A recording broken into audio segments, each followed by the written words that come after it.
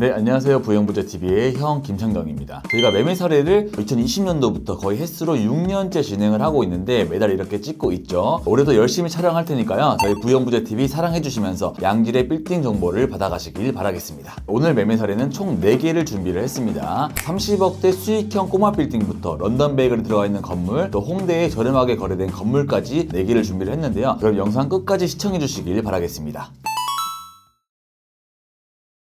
첫 번째 사례는 수유역에 있는 신축 건물인데 수익이 4%가 넘었던 건물이거든요. 아무래도 꼬마 빌딩 보시는 분들은 이러한 컨셉을 많이 찾으셨던 것 같긴 한데 위치 먼저 설명드리도록 하겠습니다. 네, 위치는 수유역이 이쪽에 있고요. 수유역 메인 거리라고 하면은 이쪽 7번 출구에서 나갔을 때 이 라인이 메인 도로인데 이 뒤편으로도 상권이 잘 형성이 되어 있죠. 하지만 본 사례 같은 경우에는 1번 출구 뒤편에 있는 이 라인의 코너 건물이 거래가 되었습니다. 상권을 좀 더 자세히 이야기를 하자면 이 건물은 상권이 많진 않지만 뒤에 배우 세대 빌라 거주 세대를 뒤로 가지고 있어서 이쪽으로도 나름대로 유동인구가 지나가는 그런 골목에 있는 건물이거든요. 네, 개요 한번 보실게요. 네, 본 건물은 39억에 거래가 되었고요. 계약일은 1월 7일, 잔금일은 12월 15일 날 치렀습니다. 대지 면적은 53평, 연면적은 181평의 건물이고 지하 2층, 지상 7층이면서 2021년도에 준공된 신축 건물입니다. 본 건물에서는 보증금이 1억 3,500만원, 임대료가 1,299만원이 나와서 수익률은 자그마치 4.3%가 나왔다 보니까 이 금액대의 건물 중에서는 또 서울에 있는 건물 중에서는 꽤 높은 수익률이 나왔던 건물이었습니다. 네, 임차 구성으로 보자면 1층에는 라멘집, 2층에는 붙임머리, 3층에 헤어샵, 4층에 PT샵, 5, 6, 7층에는 사무실이 들어가 있어서 나름대로 공실은 없는 꽉 차 있는 건물이었었죠. 네, 로드뷰를 한번 보실게요. 네, 바로 앞에 상업지 건물, 오피스텔이 이렇게 크게 있고요. 이 바로 뒤편에 있는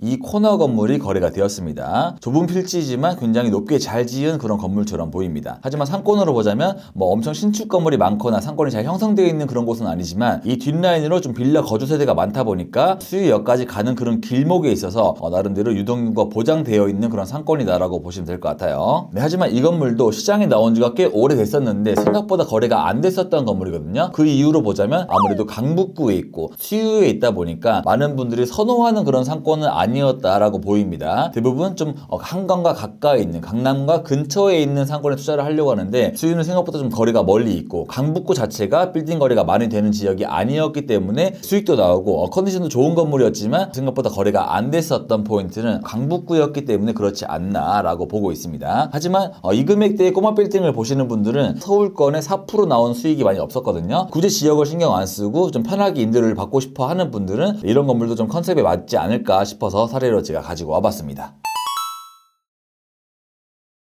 두 번째 사례는 성수역 인근에 거래가 된 사례인데요. 이 건물은 도로도 좀 협소하고 생각보다 안 좋은 위치에 있는 건물인데도 불구하고 성수동이라는 그런 브랜드 파워 때문에 거래가 되지 않았나라고 생각되는 건물입니다. 네, 위치 먼저 보실게요. 네, 위치는 성수역 위쪽인 북성수에 있는 건물이고요. 최근에 이 건물도 새마을금고가 매입을 했고 그러면서 이제 이 건물을 새마을금고가 팔았던 건물인 거죠. 이쪽 라인으로도 최근에 좀 거래가 많이 이루어지고 있는데 이 건물은 이 라인 뒤편에 있는 좁은 도로에 있는 코너 건물이 거래가 되었습니다. 네, 개요 한번 보실게요. 네, 본 건물은 61억에 거래가 되었고요. 계약일은 9월 18일, 잔금일은 11월 28일에 치른 건물입니다. 대지 면적은 48평, 연면적은 104평의 건물이고 지하는 없는 지상 5층 건물이면서 2024년도에 준공된 건물인 거죠. 네, 이 건물은 현재 임대는 안 맞춰져 있었기 때문에 공실인 상태로 거래가 됐었고요. 네, 이 건물을 로드뷰로 한번 보실게요. 네, 이렇게 아파트 옆길, 아파트 쪽길 같은 곳에 나와 있는 이 코너 건물이 거래가 됐거든요. 이 라인은 사실 예전에는 거의 다가구, 다세대 주택이 있었던 건물이었는데 이 라인도 생각보다 이제 토지 평당가가 저렴하다 보니까 한 최근 2, 3년 전부터 평당 7천, 8천 이 정도의 거래가 됐었거든요. 네, 이 건물도 마찬가지로 그 금액대에 거래가 되어서 이렇게 신축을 한 건물이었습니다. 그래서 코너에서 보시면 이렇게 생긴 건물인데 나름대로 성수동과 좀 어울리게끔 지어진 그런 신축 건물이긴 해요. 하지만 좀 단점이라고 한다면 중공업 지역인데도 불구하고 용적률을 한 200%밖에 못 지었고 또 지하를 안 팠기 때문에 생각보다 건물 전체 면적이 100평밖에 나오지 않았다라는 게 단점일 수 있을 것 같아요. 이렇게 이 라인은 상권도 별로 없고 오피스 수요도 그렇게 많은 지역은 아니긴 하거든요. 아무래도 바로 앞에 이 아파트 담벼락이 있다 보니까 사람이 왔다 갔다 하는 그런 유형의 도로는 아니었습니다. 하지만 성수동 자체가 워낙 지금 수요가 많이 몰리고 있고 자본이 많이 들어오고 있다 보니까 5, 60억대 건물을 찾는 분이 마땅한 건물이 없어서 이런 건물을 사옥 용도 아니면 좀 투자 용도로 매입을 하지 않았을까라고 생각을 합니다. 그래서 제가 생각했을 때 사옥 용도로 매입을 했다라고 생각을 한 이유는요. 본 건물이 61억인데 대출을 50억을 받았거든요. 거의 한 80% 되는 금액을 대출을 받았다 보니까 현금 한 10억 정도로 투자를 할 수 있었던 건물이었지 않나라고 보고 있어요. 그래서 직접 쓰려는 용도로 매입을 했기 때문에 대출을 좀 많이 받고 매입을 했다라고 보고 있습니다. 네, 그리고 시세적으로 봤을 때 이 메인 라인이 한 1억 5천 정도 시세가 형성이 되어 있거든요. 네, 이 건물은 건물가 10억 정도를 제외하면 거의 한 평당 1억 정도의 거래가 된 건데 물론 여기에 비해서 좀 저렴하게 거래가 되긴 했지만 하지만 이 도로가 좀 상권적으로는 좀 많이 떨어지는 곳이기 때문에 이 건물은 60억이라는 금액대와 성수동에 있다라는 장점 때문에 매입을 하지 않았을까라고 생각을 합니다. 네, 그래서 이런 골목에 있는 건물도 최근에 거래가 많이 되고 있는 게 성수동이 그만큼 핫하다라는 증거여서 그걸 좀 보여드리기 위해서 사례로 가지고 와봤습니다.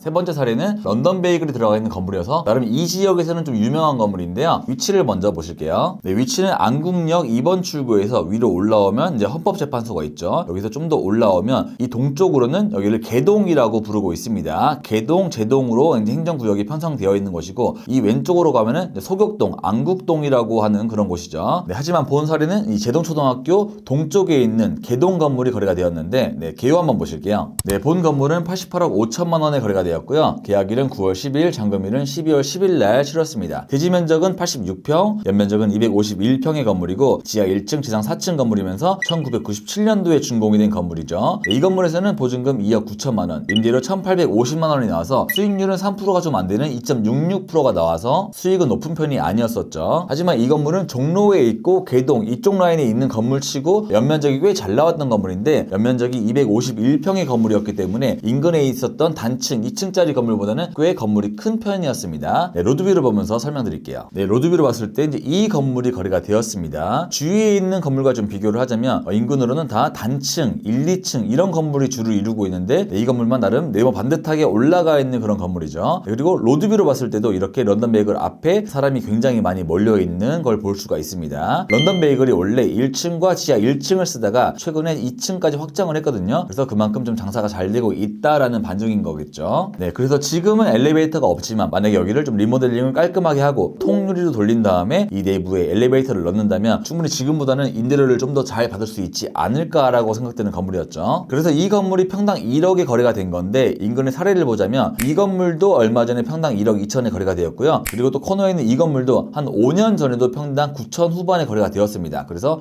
이 라인은 대부분 1억이 기본으로 찍히고 있는 건물인데 대부분 이쪽 라인에 있는 건물들은 연면적이 100평이 안 나오는 건물이 많이 있거든요. 네, 하지만 이 런던 베이글 건물은 연면적이 250평이 나왔기 때문에 이 라인에서 금액 대비 건물은 굉장히 컸다라고 판단할 수 있습니다. 그리고 상권적으로 다시 설명을 한번 하자면 이 안국역에서 이렇게 쭉 올라가면 위쪽으로 북촌 한옥마을 즉 가회동이 이렇게 되어 있는데요. 네, 이 상권은 사실 2017년, 18년도 이때도 굉장히 핫했던 지역이었거든요. 하지만 그 뒤로 메르스, 사드, 코로나 이런 게 많이 터지면서 이쪽이 많이 죽었었는데 최근에는 관광객이 굉장히 많이 들어오고 있다 보니까 여기 삼청동까지 대부분 다 상권이 꽉 차 있는 곳으로 바뀌었죠. 이쪽 라인으로는 예전에 다 F&B가 많이 있었는데 최근에는 플래그십 스토어 또 판매점이 많이 들어오고 있는 상황이어서 임대료도 예전보다 많이 개선이 된 그런 상권이다라고 보시면 될 것 같아요. 그래서 이 건물의 개별성을 봤을 때 전면이 굉장히 넓었었기 때문에 투자성도 굉장히 있지 않았나라고 생각되는 사례였습니다.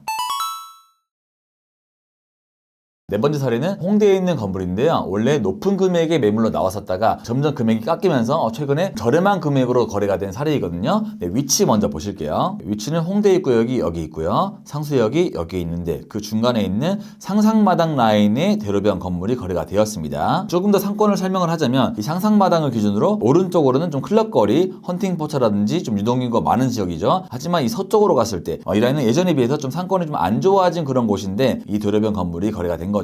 네, 개요 한번 보실게요. 네, 본 건물은 205억 5천만 원에 거래가 되었고요. 계약일은 10월 18일, 잔금일은 11월 28일 날 치렀습니다. 대지 면적은 200평이고 연면적은 678평의 건물이고 지하 2층, 지상 6층이고요. 2018년도에 준공이 되어서 나름대로 신축급 건물이다라고 볼 수 있죠. 본 건물에서는 보증금이 10억 9천만 원, 임대료가 5,092만 원이 나와서 수익률은 3.47%가 나왔다라고 볼 수 있겠습니다. 본 건물을 로드뷰를 보면서 설명하자면 네, 이렇게 바로 앞에 왕복 4차선 도로가 왔다 갔다 하고 하고 있는 이 대로에 접한 이 건물이 거래가 되었고요. 나름대로 한 7년 전에 신축을 했다 보니까 건물 컨디션은 좀 잘 지은 건물이다라고 볼 수 있습니다. 하지만 상권으로 봤을 때 여기가 이제 상상마당 메인인 건데 예전에는 홍대가 이쪽으로도 좀 확장이 되고 있는 분위기였었어요. 하지만 코로나 이후로 홍대의 상권 확장이 좀 멈춘 상황인 건데 그래서 지금은 좀 이쪽으로보다는 저쪽 상상마당 동쪽으로 클럽거리로 많이 이어지고 있는 상권이었던 거죠. 최근 들어가 있는 임차를 봤을 때 대부분 사무실로만 임차가 들어가 있습니다. 그래서 이 상권은 좀 근생이 들어와 있는 상권이라기보다는 좀 조용하지만 사무실 수요가 있는 그런 상권으로 바뀌었다라고 볼 수 있겠죠. 그래서 이 건물의 평당가는 평당 한 7,800 수준의 거래가 된 건데 건물가 47억 정도를 제외를 하고는 8천이 안 된 금액으로 거래가 된 거거든요. 이거를 인근에 거래가 된 사례와 비교를 하자면 최근에 이 뒤편에 있는 이 티르티르가 들어가 있는 건물이 거래가 되었습니다. 이 건물은 173평에 연면적 560평짜리 건물인데도 163억에 팔렸거든요. 하지만 바로 앞에 있는 도로가 4m 도로였고 저희 본 사례보다도 위치가 좀 많이 안 좋은데도 불구하고 평당 한 8천만 원 수준으로 거래가 되었습니다. 좀만 더 멀리 가자면 이 골목에 있는 이 건물도 거래가 되었는데요. 이 건물도 마찬가지로 평당 8천만 원에 거래가 되었습니다. 이런 사례들과 비교를 했을 때 본 건물은 확실히 저렴하게 거래가 된 사례다라고 볼 수 있겠습니다. 하지만 이 건물의 좀 단점이라고 봤을 때는 아까도 말씀드렸다시피 임차인 하나가 나갔을 때 공실률이 좀 오래 발생할 수 있는 그런 지역이긴 하거든요. 건물 평당가가 굉장히 저렴하게 된 사례였기 때문에 제가 가지고 와봤습니다. 네, 오늘 이렇게 총 4개의 사례를 살펴봤는데요. 제가 최근에 거래가 되고 있는 사례들을 보면서 느낀 건 뭐냐면 지금 금리가 생각보다 높은데도 불구하고 대부분 대출 비율을 한 70에서 80% 넘게 설정을 하고 매입하는 분들이 많이 있거든요. 그래서 최근 거래량이 많지는 않지만 지금 거래를 하고 있는 분들을 보면은 이런 공격적으로 투자를 하시는 분들만 거래를 하고 있지 않나라고 생각을 합니다. 그래서 제가 생각했을 때 26년도에는 대출 금리가 많이 떨어지진 않지만 3.5 위아래로 유지가 될 것 같긴 하지만 거래량은 많이 늘 것 같다라는 그런 생각을 하고 있습니다. 원화 가치라든지 이런 부분에서 불확실성이 많이 있기 때문에 에셋 파킹을 하려고 하는 그런 문의가 많이 있거든요. 그래서 여러분들도 이런 상황을 감안하시면서 빌딩을 알아보신다면 좀 더 좋은 투자를 할 수 있지 않을까라고 생각을 합니다. 네, 올해 첫 매매 사례 영상은 여기서 마무리하도록 하고요. 전 다음 달에 좀 더 신박하고 흥미있는 사례로 나타나도록 하겠습니다. 그럼 안녕.